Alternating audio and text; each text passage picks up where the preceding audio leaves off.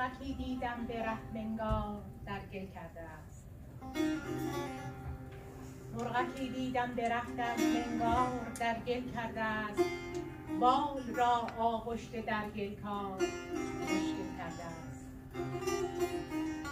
آنچنان جویای دام گشته اندر گره‌ها، عادت پرواز گویا حسب خاطر.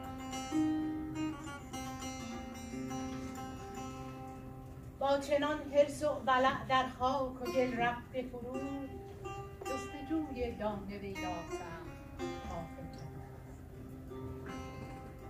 آن سبکبالی که در پرواز بودی بی‌نظیر، آن سبکبالی که در پرواز بودی بی‌نظیر، کو چرا عشق دانه رخنه در دل کرده است.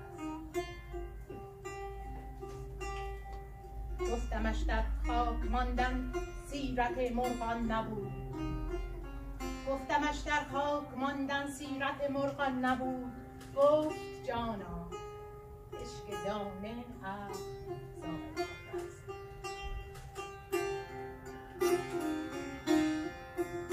دست پایم رفتن در دام افتادم به بند، دست پایم رفتن در دام افتادم به بند. حرص آزم این چنین نادان و جاهل است.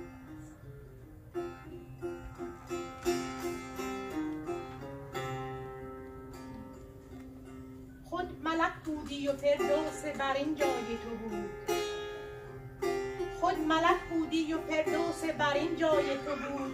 او چرا دامن به گل پا در سلاسل کرده است. بگسل از پابند شهرت، بگسل از پابند شهرت، شعر رها از آب و خاک. دانه چون دام است که اینان عقل ظاهر کرده است. گر کنیم پرواز تا اعلی مقام عاشقان، می شویم آگه که حل مسائل کرده است. قلب‌ها گردد تجلیگاه ذات کبریا، قلب‌ها گردد تجلیگاه ذات کبریا. جانت اندر قرب حق کسب فضائل کرده است. آری آری این وجود آدمی را کن نظر، آری این وجود آدمی را کن نظر. بال و پر آغشته در گل کار مشکل کرده.